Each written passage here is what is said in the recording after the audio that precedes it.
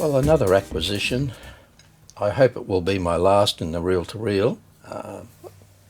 It was not off eBay, but the guy I bought the A2000 off, he had this there and offered it to me.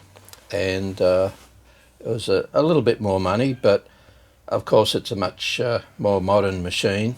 And I had a good look at it, and the heads are in really good condition, so I shouldn't have to think about replacing them ever, if not for a long time.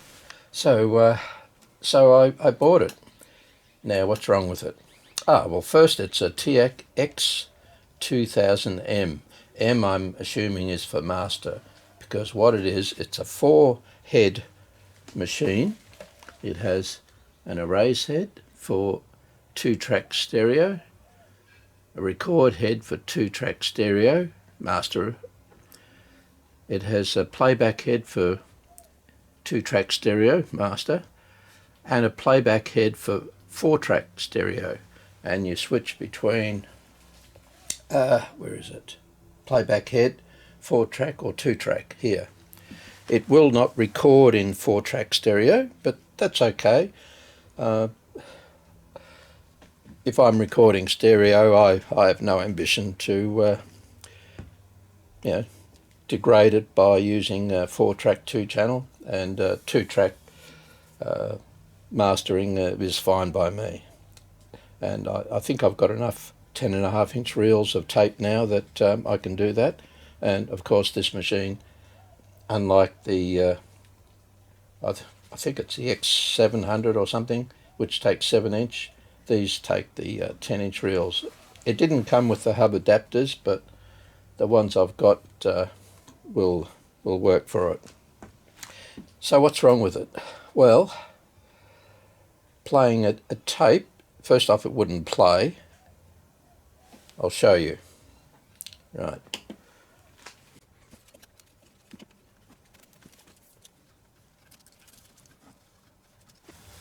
Build it up. It's not gripping right, but anyway.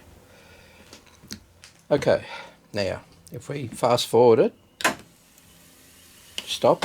Okay, that works all right. Rewind. That works all right. Now the thing is, when you go to play, it sort of stalls. But I think I know why. It's these pinch rollers aren't going in. As soon as you force them in, away it goes, starts to play. But unfortunately there is a trouble here. I'll show you.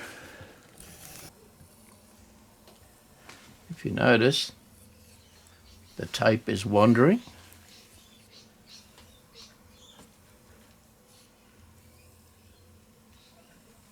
Up and down.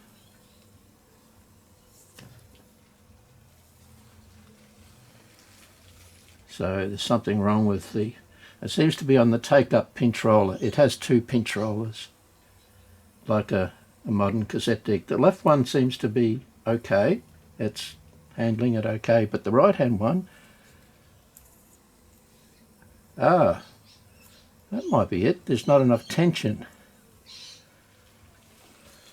Now, why would that be?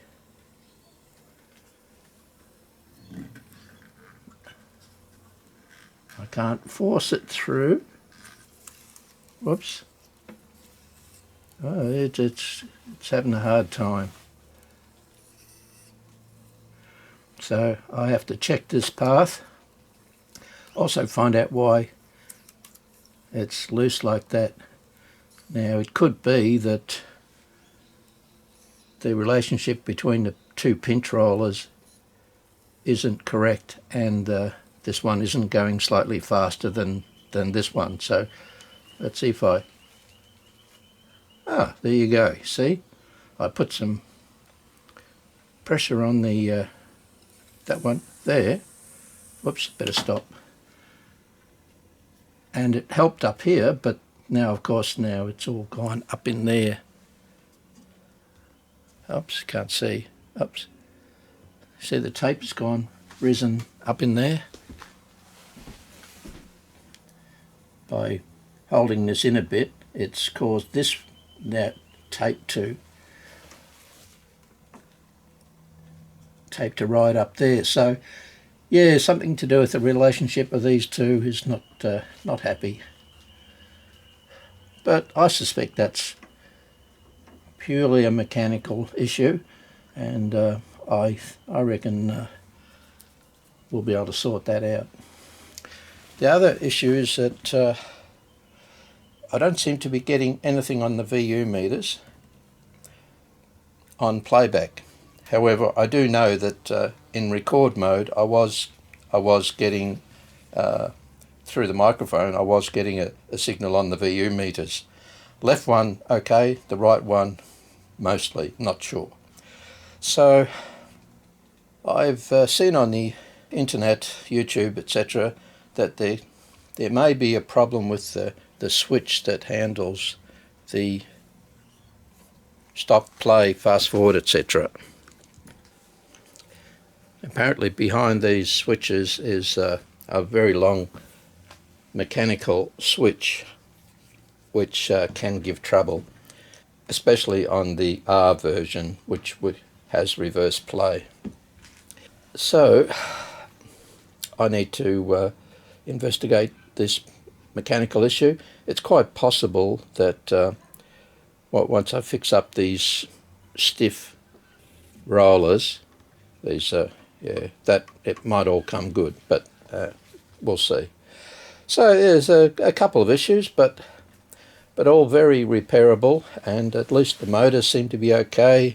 The counter counts terrific, and it's in minutes and seconds, which is wonderful. I really like that idea. And also the fact that I can choose 4-track playback and 2-track record playback.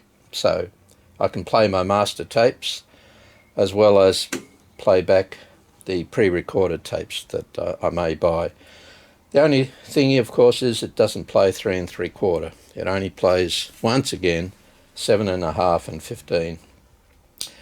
TEAC seemed to be very loath to create an instrument that did all speeds, unlike some others. But anyway, I'm hoping that this will do everything I need, and the few 3 3/4 pre-recorded tapes that I've got, I will either pass on and sell. There's only half a dozen of them, so it's not the end of the world. Or if I get the A2000 that I bought really cheap, $200, that's cheap for here, that I could use that. I'm pretty sure that will be 3 3/4 and 7.5 only, with 7-inch reels, and once I sort that out, even with its worn heads, I think it'll play back those few tapes I have really well, and I'll decide later whether or not I keep it. I mean, now that I know I'm only really going to stick with 7.5-inch or maybe even 15 occasionally, there's not much point in the 3 3/4 stuff anymore. However, the A2000, as I say, was cheap enough, so if it performs okay with the worn heads, then I might keep it and just have both of them. So this pretty much means that the 4-track TEAC, the 3440, and the 2-track master 3300S 2T that I have, I don't think I'll need any more. So I'll probably make sure they're working well, and then flog them off, try and recoup some money.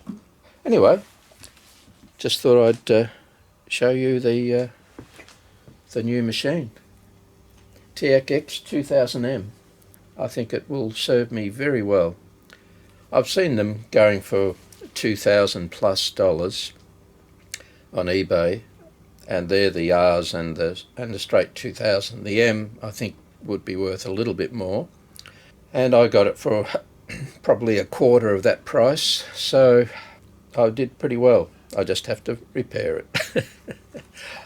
All right, when I eventually get around to it, I'll show you what I've found and how I fixed it. Well, I thought while I was ordering a new belt for it, I'd investigate a bit. Anyway, it turns out that the M version, which is what I've got, is meant to have 2 belts, whereas the standard version has 1 belt. Now, why the M version has that overall number 36, I think, on top of the other one, I'm not too sure. But anyway, there it is. There should be 2, and that's what I'm about to order, a pair of them. But the stupid thing is that you look in here and there's only 1 belt. Here's from the other direction. You can see on the left part of the pulley is a belt, but on the right hand side one, which is the large loop, I imagine, is missing. However, while I don't fully understand yet why it needs the second one, it could explain why there is that subtle difference in speed of both capstans. And as I explained earlier, or showed earlier, that's what's happening with the bunching up of the tape between the capstans, as well as the pinch roll is not properly engaging, but that's another story. But so definitely need to get those 2 belts, and when I get back to it, that should make a difference, I'm hoping. Righto. See you when I eventually put this back together. Looking forward to it. Bye.